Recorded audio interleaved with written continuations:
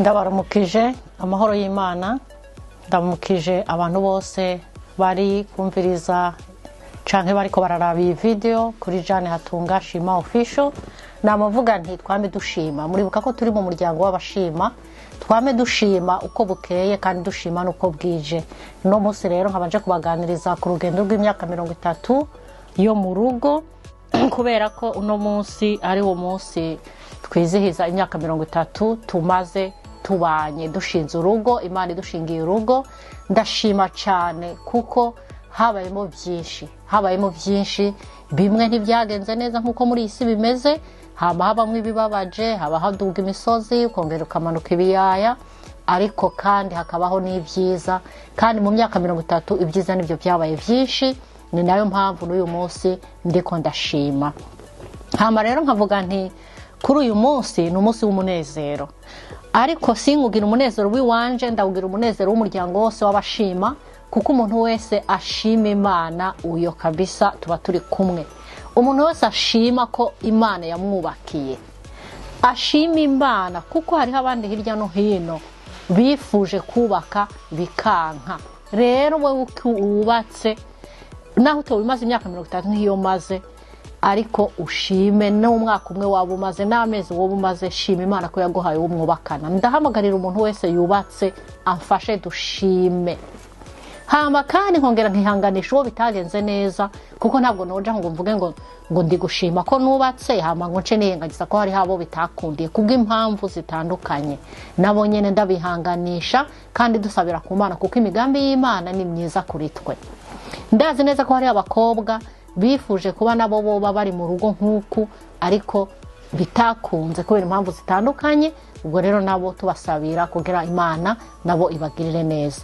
Ndashima Imana rero nkuko nabivuze, mu myaka 30 habaye byinshi, hari ibibi nakoze, hari uwo twubakanye ibyo yakoze, ariko ico dushima nuko Imana byose yabitubanishijemo neza, ikatwihanganira kandi natwe ikaduha uburyo bwo kwihanganirana, tukaba tukiriho, tukaba tukiri kumwe. Nukuri ndabishimira Imana cyane. Wewe muntu wese rero wagiriwe ibako ryo kugira uwo mubana, nukuri ndagusabye mubanire neza, kandi twame dusenga kugira Imana iduhe kubanirana neza, iduhe kwihanganirana.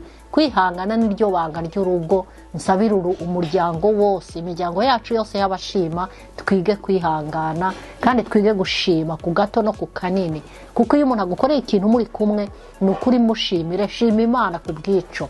Hanyuma rero nkongera nkavuga nti twongere dushime uko bukeye tugasanga turacari mu rugo, ko Imana yaduhaye aho kuba, Imana ikaduha kuhabana nabo turi kumwe.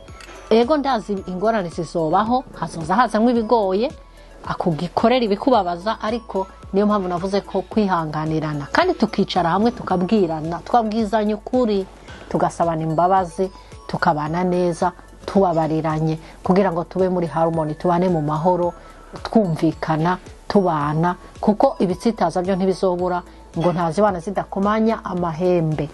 Ariko iyo tubanye tukihanganirana, tukababarirana, byose biragenda neza. Rero umuryango w'abashima twishimane, tunezerwe imyaka 30 tubanye, hama mufashe kwishima, nanje kandi dufashanye dusengeranire. Nsabiye imiryango yose ahivi kagera mu isi yose, kugira ngo twese Imana iduhe kubaka rugume. Uhoraho niwe yubaka, iyo atari we yubatse nkuko Zaburi bivuga, ingo ntizubakwa ngo zishike. Rero twese abaryango mu bashima, enda dufashanye, dusabiranire, ingo zacu zose zubakwe ku mahoro, zubakwe ku urutare rukomeye, kugira ngo nazo zikomere, natwe dukomere, turere abana Imana yaduhaye, kandi tubarere mu muryango ushima, tubarere mu muryango mwiza, umuryango muzima, tuzokwame dushima Imana. Nico mbasabiye abantu bose bari mu ngo, Imana ibahe kubana mu mahoro, nanje kandi impe kuba mu mahoro. We muntu wese ufise ishaka cyo kubana neza wowe n'uwo muri kumwe, ndagusabiye kandi ndagukomeje, dukomeze twihanganirane, twubake rugume. Murakoze, mubane n'Imana.